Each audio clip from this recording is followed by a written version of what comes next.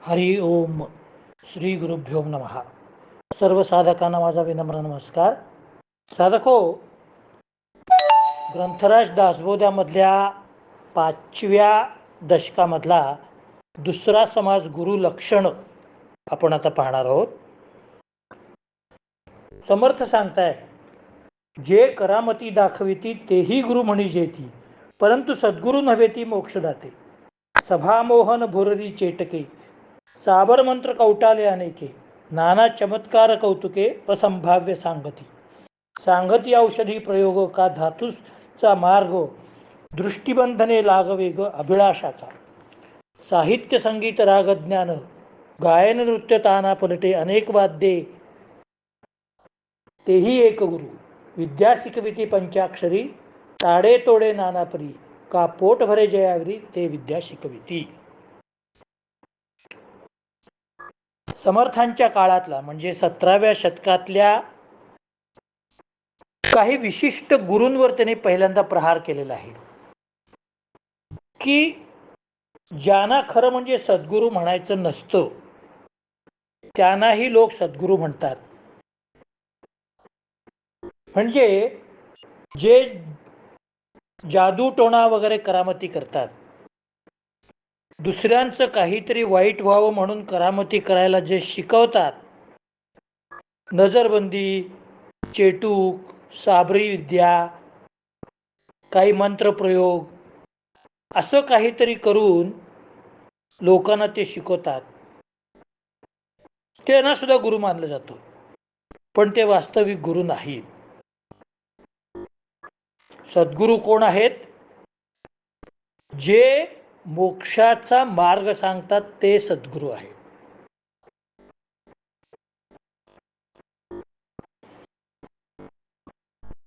समाजामध्ये अशा प्रकारचे गुरु समाजामध्ये काहीतरी विष कालवत असतात.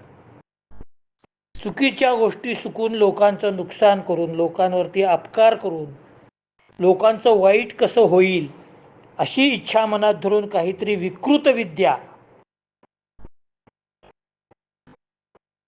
अशा प्रकारची जे विद्या शिकवतात त्या गुरूंवर नेमकं समर्थाने बोट ठेवलेलं आहे. त्यांना गुरु म्हणू नका.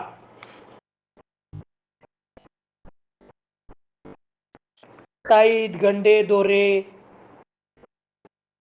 असं काहीतरी अंधश्रद्धा निर्माण करणाऱ्या काही गुरु आहेत, ते सद्गुरू नाही. आता गुरु कोण आहेत?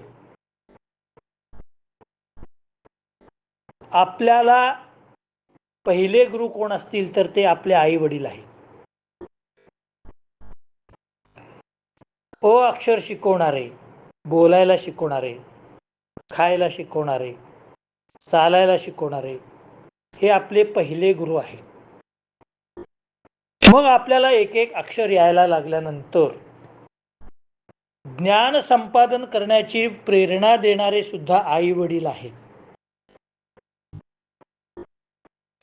निरनिराळे शास्त्र, साहित्य, संगीत, गायन, नृत्य, वाद्य हे शिकवणारे आपले गुरु आहेत. कारण शास्त्रीय गायनाचा मार्ग अध्यात्माकडे नेणार आहे.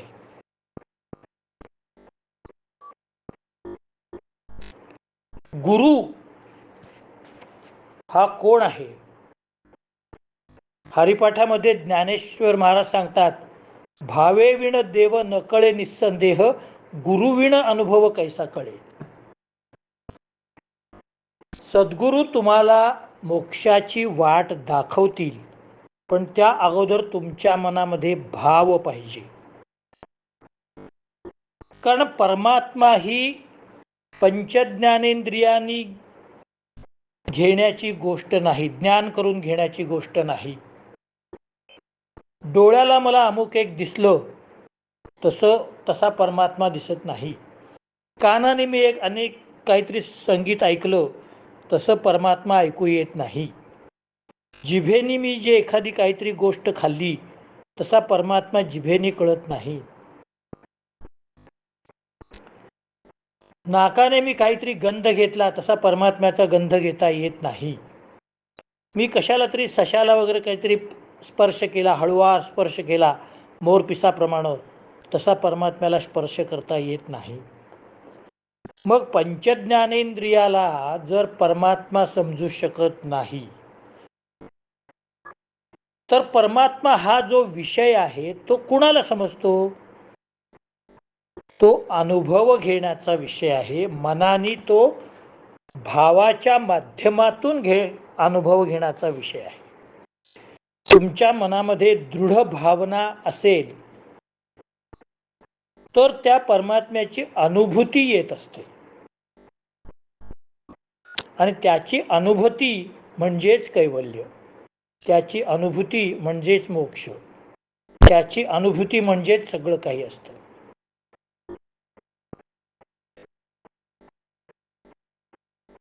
एक सुंदर सुभाषित, शिक्षक किंवा गुरु कसा असावा? सद्वर्तनम च विद्वत्ता तथा अध्यापन कौशलम शिष्यप्रियत्वमेधी गुरोर्गुण चतुष्ट्यम. गुरुमध्ये पहिल्यांदा स्वतः त्याच्यामध्ये चांगलं वर्तन असायला पाहिजे. आजकाल आपण बघतो गुरु काय करतात, शिक्षक शाळेतले अल्पवयीन विद्यार्थिनी बरोबर करू नये ते करतात. आपण पेपरला बातम्या वाचतो. म्हणून अगोदर सद्वर्तन पाहिजे गुरूंमध्ये, त्यानंतर विद्वत्ता पाहिजे, आपल्या विषयाबद्दल सखोल ज्ञान असायला पाहिजे, अध्यापन कौशल्य पाहिजे. आपल्याला जे शिकवायचं आहे ते समोर विद्यार्थ्याला चांगलं समजलं पाहिजे. शिष्यांमध्ये ते गुरुप्रिय असले पाहिजेत. आता सुद्धा एखाद दुसरे प्राध्यापक असे असतात शाळेत किंवा कॉलेजमध्ये, अध्यापक, की विद्यार्थी त्यांना सोडत नाहीत, संस्था त्यांना सोडत नाही, कारण ते इतके विद्यार्थी प्रिय असतात, त्यांनी लोकप्रियता मिळवलेली असते. असे हे 4 गुण सद्गुरूमध्ये असावे लागतात. गुरु लक्षण सांगताना समर्थाने हेच सांगितलेलं आहे.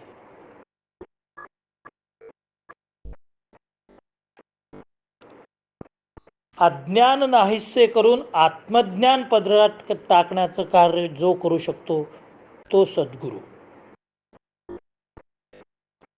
फोडून शब्दाचे अंतर वस्तू दाखवी निजसार, तोची गुरु माहेर अनाथांचे. जीव एकदेशी बापुडे तयास ब्रह्मची करी रोकडे, फेडी संसार साकडे वचन मात्रे. जे वेदांचे अभ्यंतरी ते काढून आपत्यापरी, शिष्य श्रवणी कवळभरी उद्गार वचने. वेदशास्त्र महानुभाव पाहता एकची अनुभव, तोच एक गुरुराव ऐक्य रूपे. संदेह निशेष जाळी स्वधर्म आदरे प्रतिपाळी, वेदविरहित टवाळी करूच नये. जे जे मन अंगीकारी ते ते स्वये मुक्त करी, तो गुरु नव्हे भिकारी झडे आला.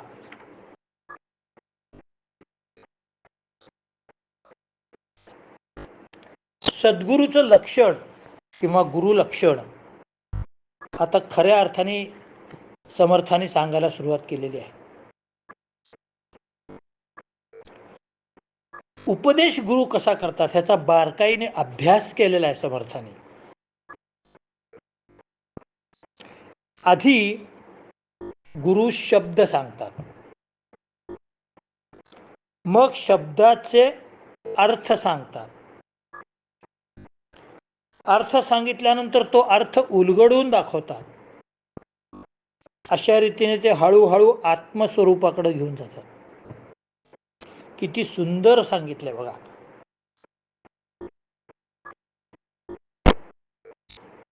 साधारण शालेय विद्यार्थ्यांना आपण झाडे लावा झाडे जगवा शिकवतो,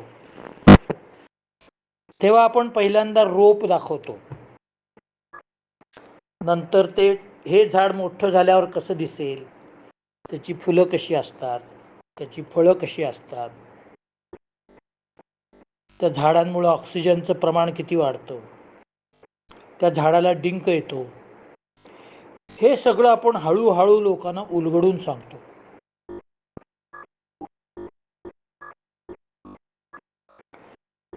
मग शब्द उलगडून प्रत्येकाचा अर्थ सांगितल्यानंतर आत्ता ज्या मी ओवी वाचलेल्या आहेत त्याच्यामध्ये पुढे ते म्हणतात,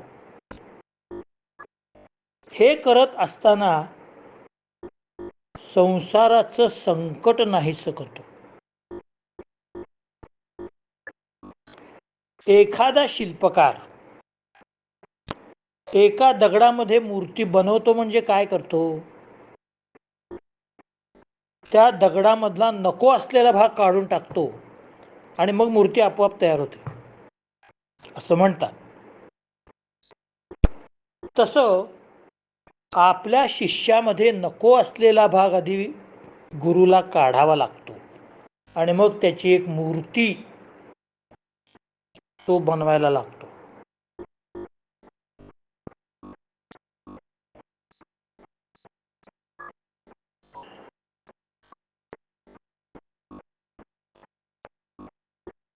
सद्गुरू त्याला ब्रह्मस्वरूप बनवतो.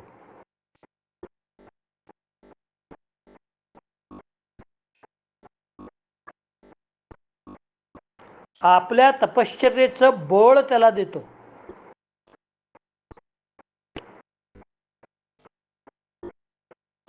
त्याचं अंतरंग बदलतो. सद्गुरू आपल्या शब्दांनी शिष्याचं अंतरंगच बदलून टाकतो. एखाद्या शिष्याचं बाह्यरंग बदलणं सोपं असतं, त्याला मेकअप केली की बाह्यरंग बदलतो. पण एखाद्या व्यक्तीचं अंतरंग बदलून टाकणं, आता लोक म्हणतात त्या एका माणसामुळं माझं लाईफ चेंज झालं. अरे लाईफ चेंज झालं म्हणजे काय झालं की त्याचं अंतरंग बदलून टाकलं, त्याला विचार करायला भाग पाडलं. भाग पाडलं म्हणजे त्याच्यामध्ये इंटरेस्ट निर्माण केला. कंपल्सरी नाही आहे, बळजबरी केलेली नाही आहे गुरुनी त्याच्यावरती. मग काय केलेलं आहे, शिष्याचं अंतरंग बदललेलं आहे. म्हणजे शिष्याला अतिशय इंटरेस्ट घेऊन स्वतःहून परमात्म्याचा विचार करण्यासाठी प्रवृत्त केलेला आहे.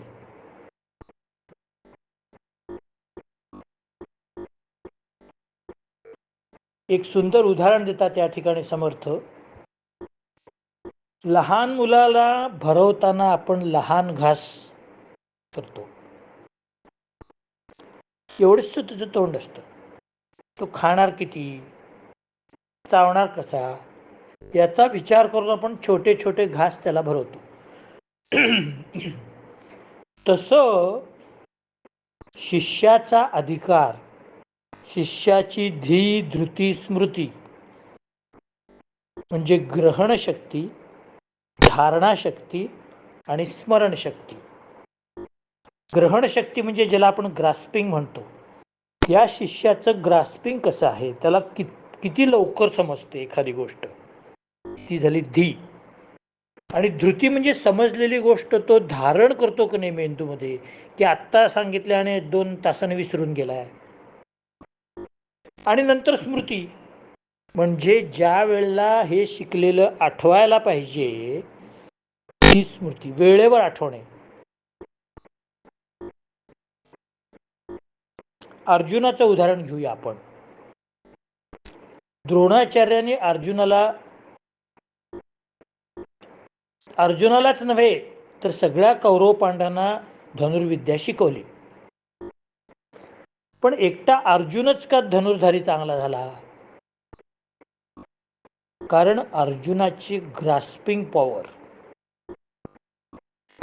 ग्रहणशक्ती जबरदस्त होती धनुर्विद्येच्या बाबतीत. त्यानंतर धारणशक्ती, गुरुनी जे धनुर्विद्येच्या बाबतीत सांगितलेलं आहे ते त्यांनी धारण केलं आपल्या मेंदूमध्ये. आणि त्यानंतर स्मरण केलं.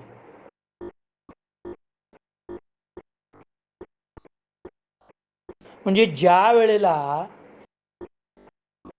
बाण कसा सोडायला पाहिजे तसा सोडण्याची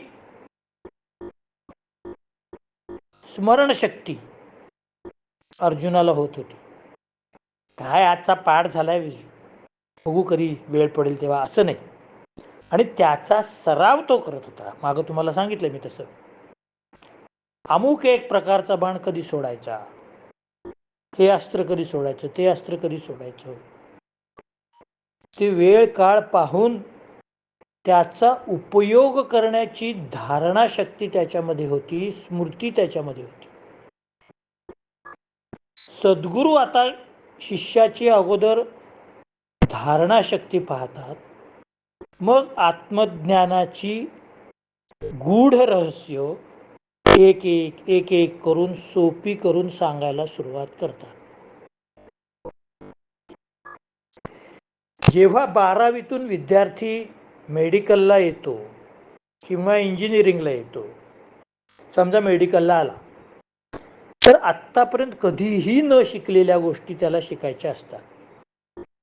फिजिओलॉजी, ॲनाटॉमी, बायोलॉजी, मायक्रोबायोलॉजी, ह्या सगळ्या गोष्टी शिकायच्या असतात.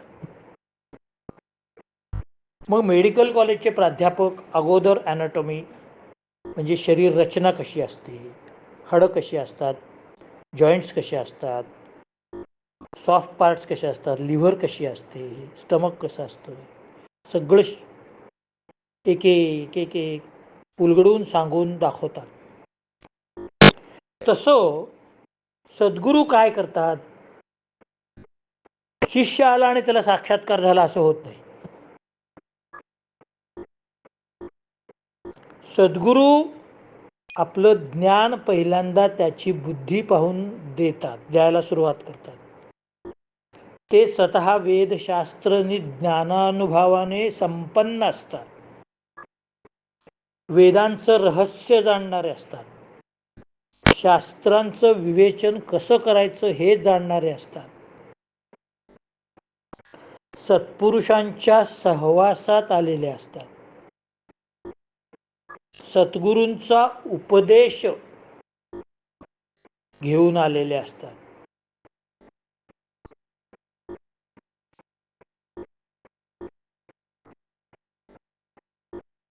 मग त्याला ते आत्मज्ञानाकडे घेऊन जातात. हे आत्मज्ञान इतकं सहजासहजी प्राप्त होण्यासारखं नाही. दैनंदिन जीवनामध्ये आपल्याला सगळ्या गोष्टी बोट करून दाखवता येतात. हे टेबल आहे, ही खुर्ची आहे, हे कपाट आहे, हे घर आहे. परंतु आत्मज्ञानामध्ये तसं नसतं. हा परमात्मा आहे बघा, तिथे उभारलाय बघा, असं दाखवता येत नाही. मग याच्यासाठी काय करायला लागतं, चिंतन करावं लागतं, साधना करावी लागते.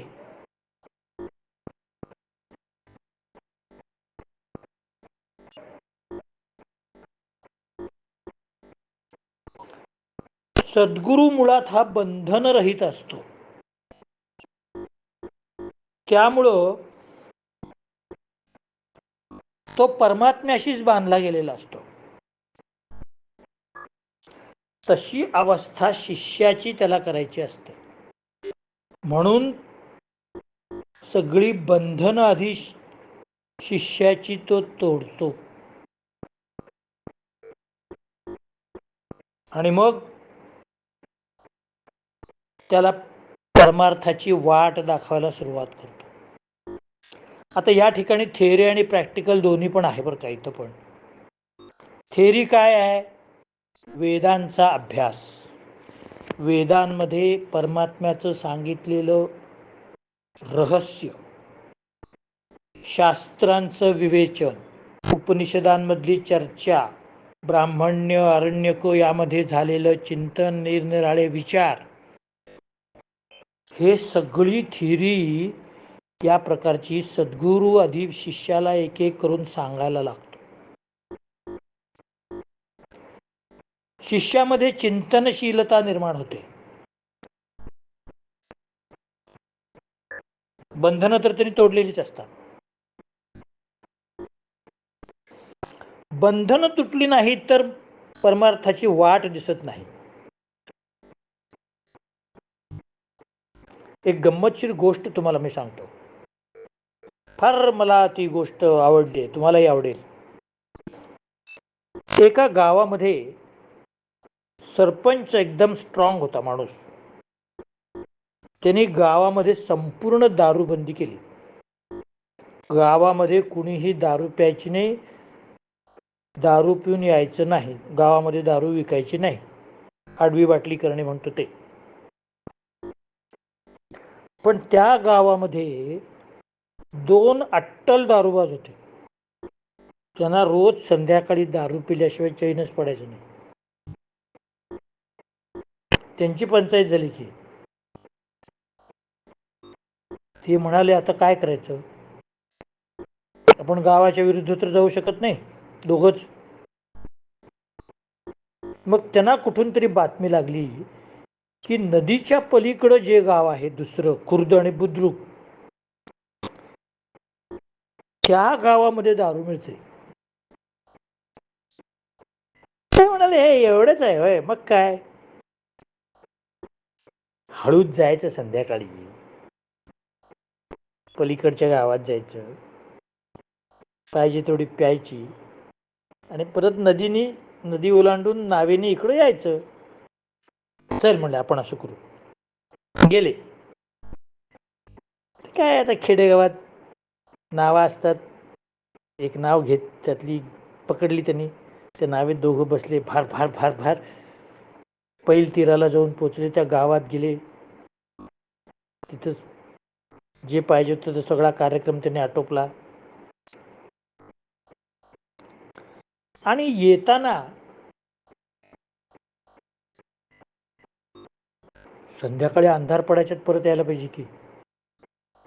तर रात्रभर कुठं होता म्हणून परत दंगा सुरू. बसले नावेत.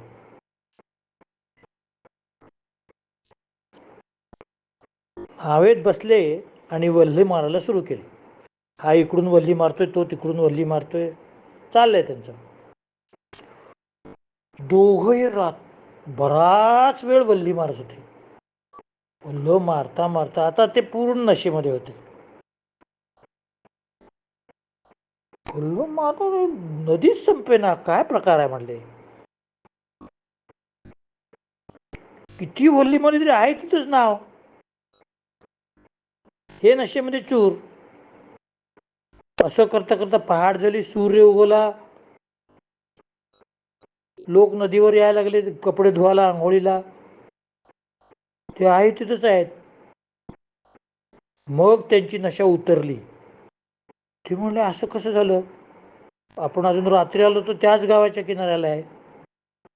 तेव्हा त्यांच्या लक्षात आलं की रात्री जी नाव घेऊन ते गेले होते, ती नाव त्यांनी झाडाला बांधली होती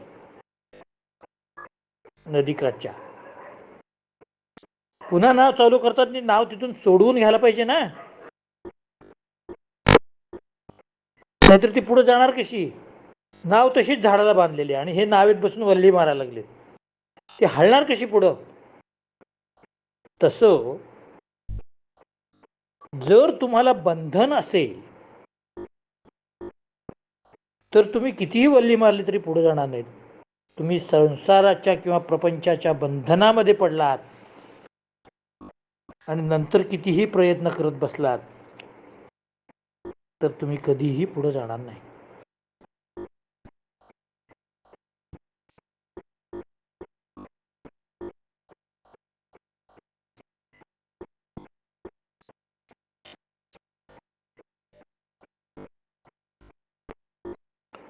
अशा रीतीने म्हणून सद्गुरू आधी काय करतात, अविद्या नष्ट करतात. त्याच्यामधले काही संशय असतील शिष्यामध्ये, काही कन्फ्युजन असेल, ते आधी दूर करतात.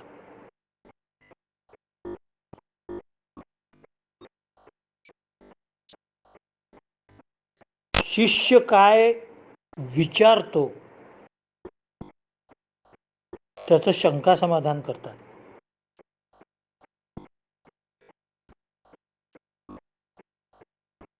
त्याचं आचरण सुधारतात.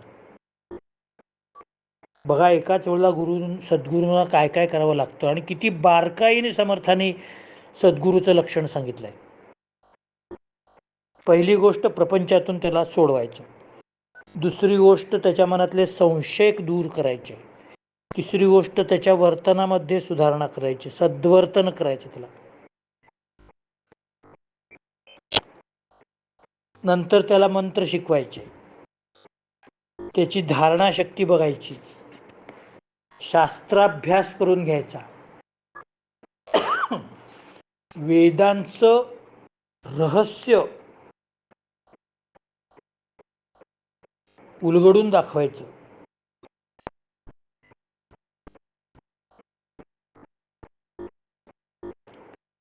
हे विश्व कसं आहे, या विश्वाची निर्मिती कशी झाली, इथपासून निश्चयात्मक असं सगळं ज्ञान सद्गुरूंना द्यावं लागतं.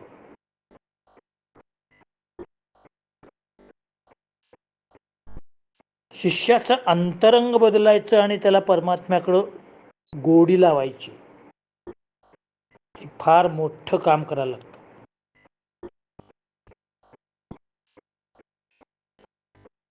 नाहीतर जे ढोंगी सद्गुरू असतात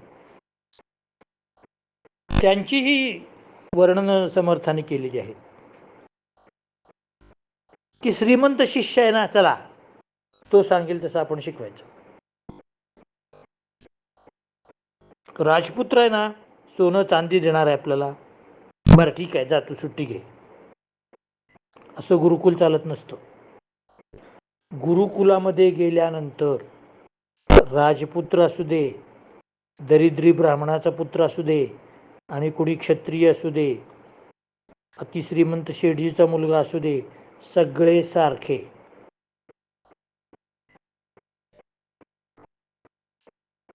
प्रत्येकाला एकच नियम,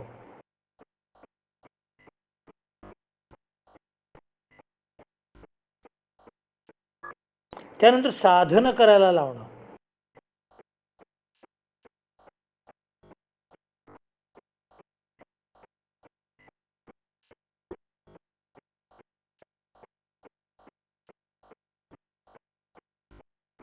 त्याच्या मनातली दुसऱ्या गोष्टीबद्दलची वासना घालून टाकणं.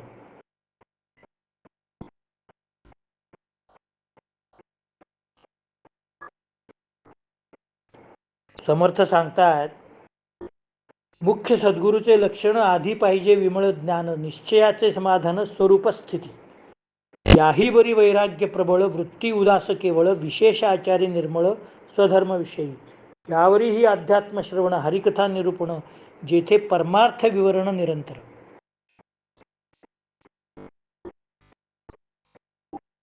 समर्थ सांगतात, सद्गुरूचं मुख्य लक्षण म्हणजे त्याला शुद्ध ब्रह्मज्ञान असायला पाहिजे, तर तो शिकवणार ना. त्यालाच ज्ञान नाही तर तो काय शिकवणार. अत्यंत समाधानी असला पाहिजे, आणि जो आत्मज्ञानी असतो तो समाधानी असतोच,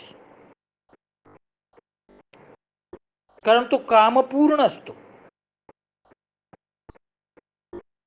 किंवा पूर्ण काम म्हणतात त्याला.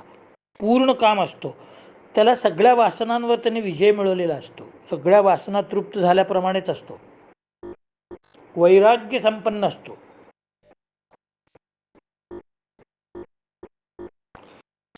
ज्ञान आणि व्यवहार यांची सुसंगती त्याच्यामध्ये असते.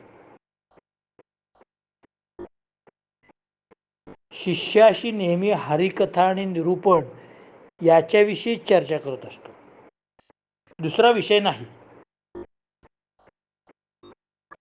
मग श्रवण, निरूपण, विवरण अशा मार्गाने तो एक एक प्रकारचं ज्ञान देऊन त्याला तयार करत असतो. अधूनमधून त्याची परीक्षा घेत असतो, त्याला एखाद्या छोट्याशा विषय देऊन त्याचं निरूपण करायला सांगतो, त्याची वाणी शुद्ध करतो. अंतर्यामी त्याला शुद्ध करण्यासाठी त्याचा सतत प्रयत्न चाललेला असतो. अशा रीतीने ही अनेक प्रकारची गुरुलक्षणं दिलेली आहेत. आणखीनही काही दिलेली आहेत, ते आपण उद्याच्या भागात पाहूया.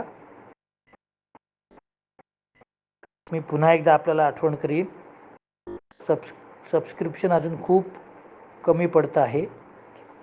कृपा करून सबस्क्राईब करा. आपण उद्या उरलेलं गुरुलक्षण आणि त्यानंतरचा समास शिष्य लक्षण, शिष्य कसा असावा हेही सांगितलेलं आहे, ते आपण उद्याच्या भागात बघू. जय जय रघुवीर समर्थ.